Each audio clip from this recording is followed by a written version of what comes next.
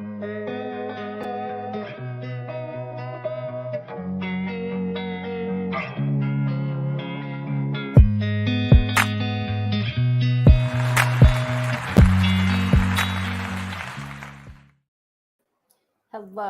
and welcome to Spilling the Ink Point 2, because I had so many things that wound up happening in between shows, and I really did not expect the show to get booked up like it did.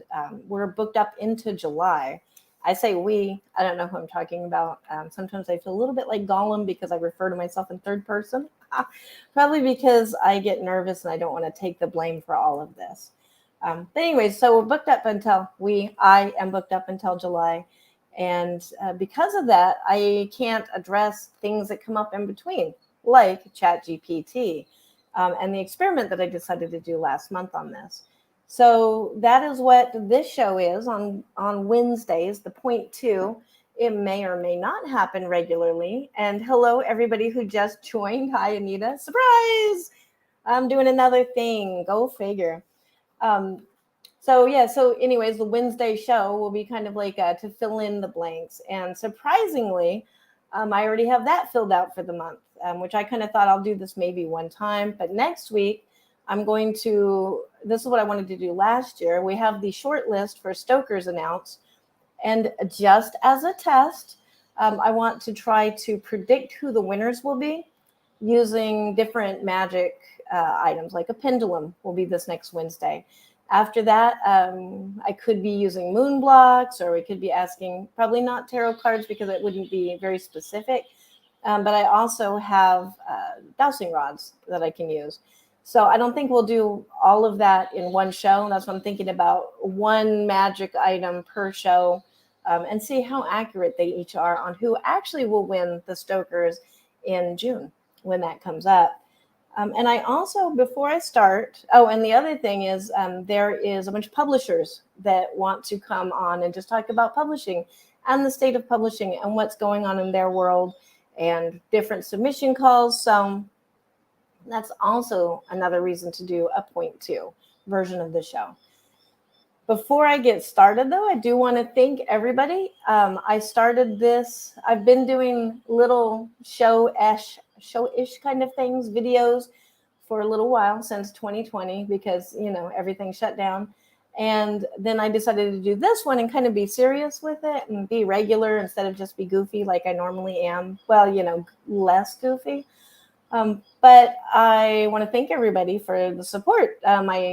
I have not had a new subscriber to my channel in like forever. I mean, years.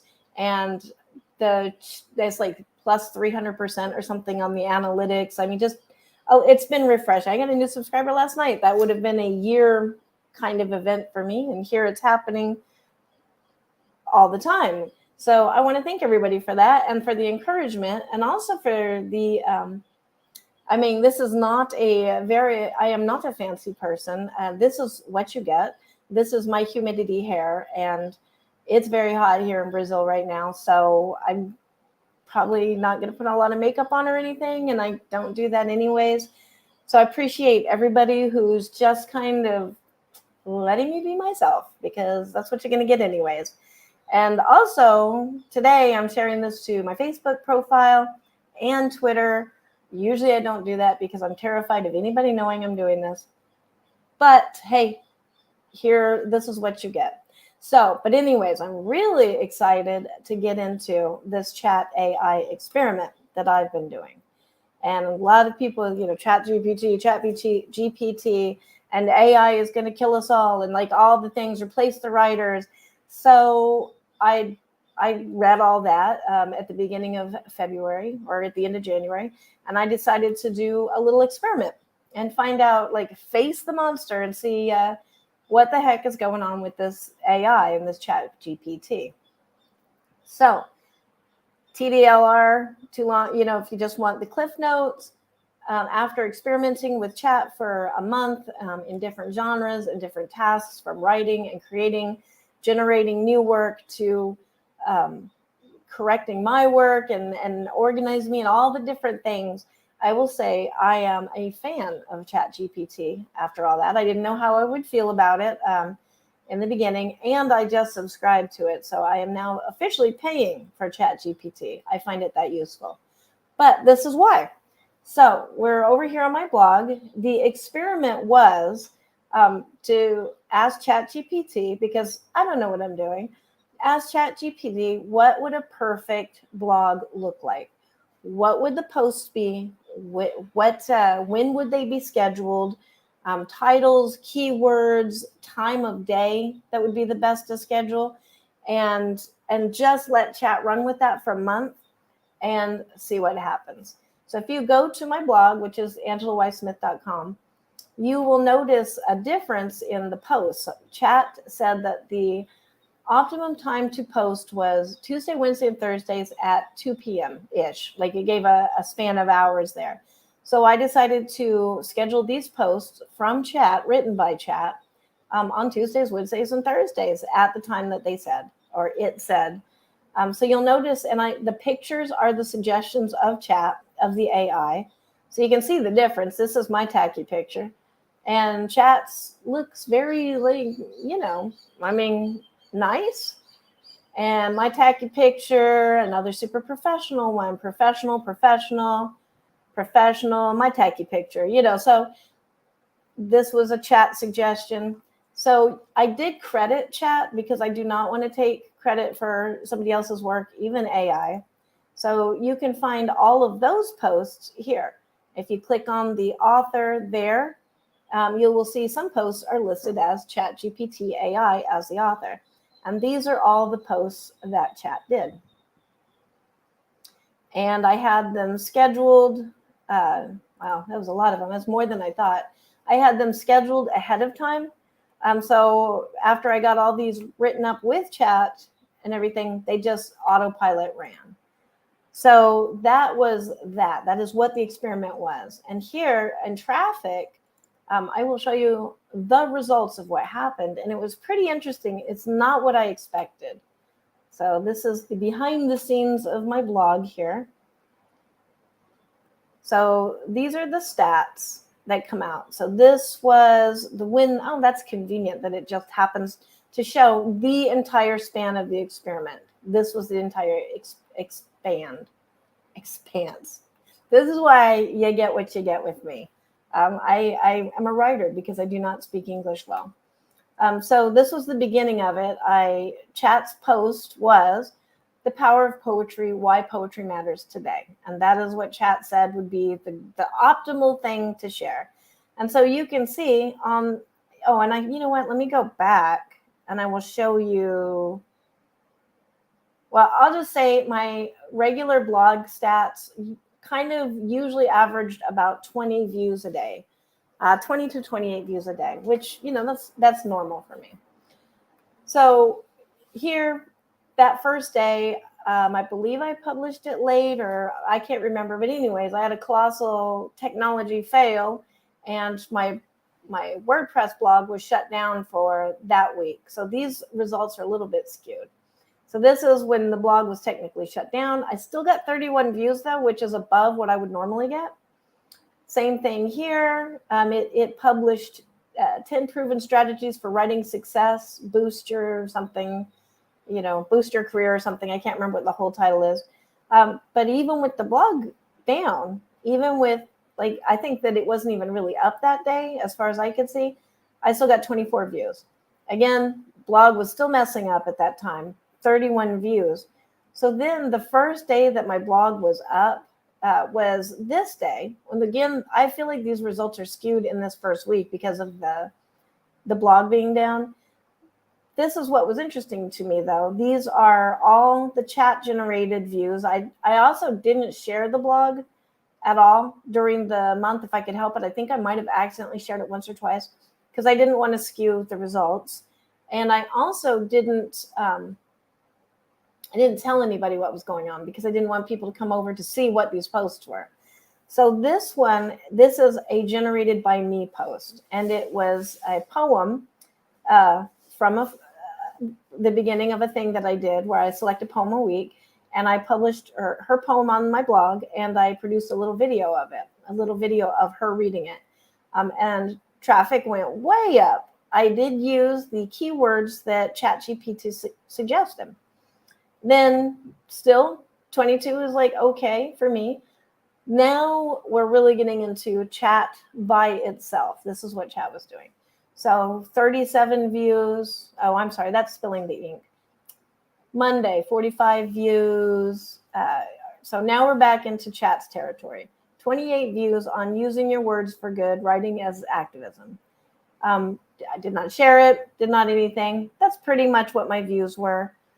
23, polish your prose. Again, a chat-generated post. Not doing great. And then all of a sudden it just plummets here. 5 views, broadening horizons, writing from different perspectives. So I thought that was interesting that even everything being optimal and perfect, I had a plummety day. Oops, sorry. I should close out of that. So then I shared a poem. And then this is a poem from that I published, The Lovely Luminosity of the Italian Language, by another poet, did the video, published it on my blog, traffic shot up. This is still Spilling the Ink, and then traffic drops. I feel like this is boring now, so I'm going to speed through these. That was a me post. Then this is where it got really interesting. 56 views. So I don't know if that is based on my post a week ahead, which is a pretty boring post, just talking about what I'm doing over the next week. Traffic shoots way up, but then it drops again. Drops below my average. So 21, still below my average. This is another one of the poetry ones that I generated. So actually, as I'm looking at these statistics, I changed what I said about ChatGPT helping my traffic a lot. It really didn't when I'm looking at the post that I did not touch, and I just let traffic accumulate from ChatGPT. But I can see here at the end of the experiment, it seems like traffic is reliably picking up a little bit. And so it could be that the keywords are taking that much time to filter through the Google system. Please don't think I'm an expert on SEO, keywords, and all that. This is why I'm using ChatGPT. But I do think these posts, these are newer authors, newer poets that don't have a lot of, as far as I know, a huge following. And with the augmentation of the keywords from ChatGPT, these really outperformed everything. So that is kind of my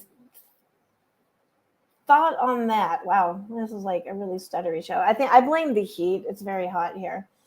So my thought on why this is because if you look back at these posts, they are the posts. After doing this a month, I can kind of see a chat-generated post.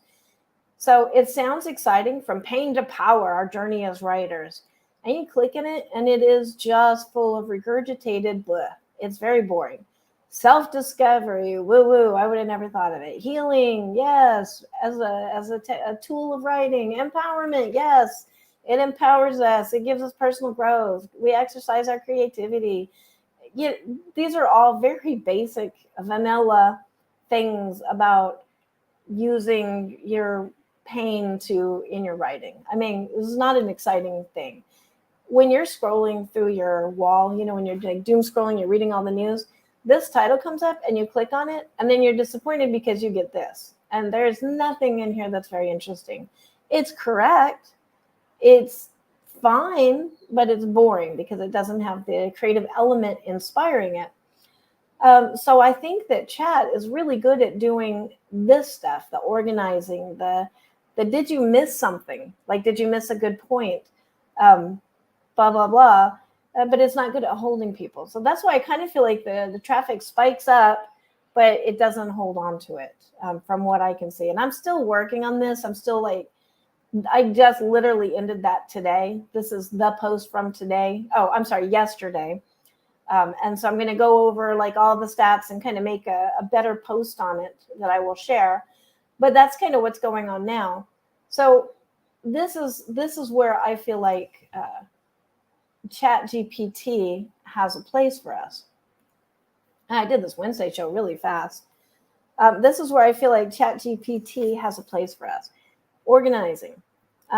Using chat to do a post, to generate a post, is going to be a pretty boring post. But you can ask chat, what would be some posts? What are some trending things? It can't tell you right now, but a lot of this is pretty evergreen. Writers tend to look up the same things. So it can give you a list of ideas like that. And that's something that I really struggle with. Like, what would be interesting? Usually I'm off on some weird tangent, like, an experiment with ChatGPT, or let's use the pendulum and try to predict the Bram Stoker winners for this season. So it's a good way for me to find out what people really want to know, because it may not be these things. So I see that is where chat is really good. I also see chat using ChatGPT for SEO keyword generation. These are search engine optimized words that Google and whatnot pick up to bring people to your blog. So when somebody is wanting something on, writing with friends, if you have that as a tag, people who are looking for writing with friends, that will come up in their search engine higher. And there's all kinds of things about that I won't get into here because I don't have 3 hours. But so that is kind of why chat is good. Chat is also good for editing. Not completely. I wouldn't depend on it as an editor. But like I ran yesterday's blog post, my week ahead blog post, through chat, and asked it to evaluate it and let me know what it thought as part of this test. And it went through it. It found a sentence that I had doubled, that I had missed, and somebody else that edits for me missed. So I thought that was interesting. Chat is really good for explaining things and for condensing things. So I recently had an article that it's a 2,000 word article, and somebody wanted it in 600 words, and they were offering to purchase it. So I threw my article, my written words, into chat and asked if it could condense it down to 600 words. And it actually did a beautiful job. All the key points were there. I added in a little something that it had missed that I felt like was important. But otherwise, it was fantastic. That would have taken me probably a week. It probably wouldn't have been worth the money that I was offered for that post. But beautiful job from chat. I don't see that that's a problem. Where chat is a danger, particularly as what has happened this week. It's all over the news. I think it was even on BBC with the Clark's World fiasco, and Clark's World got bombed by chat AI. Well, I don't know if it was Chat GPT, but AI submissions. And yeah, anyways, they had to close their submissions. And I don't know all the details. I've been lightly following it. But that hit me from the publishing standpoint, because we pay 18 cents per submission. That is just out of our pocket. And again, I'm using the third person, but yes, me and all the people that are part of this pays 18 cents. I guess that would be Ryan and I pay 18 cents per submission, which is usually fine. We get about 500 submissions. People can tip, and that helps to offset that. And so it's never been like a huge burden. But if somebody came in and bombed us with 100,000 AI generated submissions overnight, that 18 cents times 100,000, we're now bankrupt. Space and Time is closed. We are probably going to go to jail for a white collar crime. I don't know what would happen. I mean, I guess we would. Yeah, we couldn't even pay that. There would just be no way. So I really see the easiness of AI to formulate words. And I did have it generate some work. I had to generate some, science fiction stuff, some flash fiction, won't do erotica, like just running it through all the paces, children's books. It does a great job, I guess. It's very boring. Like, nobody is going to buy this because it's very boring. But it's still generating work, and it can do it in seconds. So if somebody wanted to do that and hit us with 100,000 submissions, yeah, we're closed. So what does that mean for publishing, though? I mean, that's been our discussion here is what are we going to do? Because we really can't risk that. So I think what we're going to wind up doing is doing a closed community, and we're taking submissions out of the closed community. It will be a free community. So anybody can join. We're not going to charge people to join or anything like that, but just so we can vet who is submitting, who has access to our submissions. So that's going to be an interesting thing. Ironically, the gamer community has been doing this for a while, which is why they generally use Discord servers. The Discord server is the community, and it's really just a way to vet and weed out the trolls. And they'll still get in, yes, but at least, you have a better protection against them. Other than that, a Facebook group or maybe a combination of the two is kind of what we're thinking of. But we really don't, at this point, have a good solution, which is why in one of these future Wednesday, Spilling the Ink Point 2s, I am going to have a couple of publishers in here weighing in. And I've been talking about that for a while, but now we really are kind of needing some input from the other side. I mean, as a publisher, as a writer, I don't want to submit anything that I have to pay to submit. We're like super against the pay to play kind of things, paying a submission fee.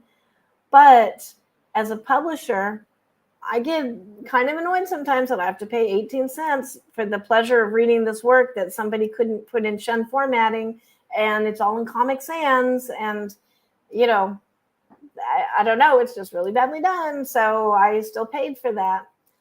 So that's kind of like the double sword there. Don't really know where else to go with that right now. There's really not a solution, but that's why I'm doing this show. So if I figure out a solution, I can come on any Wednesday. Doesn't mean I'm coming on every Wednesday. That sounds like a lot of commitment because I'm already committed to Saturdays. But I can come on and kind of fill anybody in. Also kind of thinking of having like a live Ask Me Anything kind of thing once a month. So if you think that would be a good idea, put that in the chat wherever you're commenting, and I will go look at these on Facebook, Twitter, and the regular YouTube. So, and now that's about it for me. That's all I have to say on this ChatGPT experiment conclusion. I love ChatGPT. I think it's well worth the $20, but not for writing, for keywords, and it's just a really nice interactive way to organize things. I mean, that for me, because I really have difficulty condensing everything down into like, say, an outline, because I just don't think that way. ChatGPT has been wonderful. So I can ask it to outline something or, organize this thing logically, and it does a great job. Ask it to write a poem. It's not going to be great. I tried. So, but then from here, I will be back next Wednesday because I really am excited to do the, see if the pendulum can predict the winners, and want to see if I can do a running kind of list of that so we can kind of compare when the winners are announced. Hopefully I will be able to go to StokerCon. We're having like some visa stuff going on right now. So that'll be next Wednesday, doing the whole pendulum prediction. And then this Saturday, I have Amy Zollers, and we're going to be talking about everything that she has done over the last year.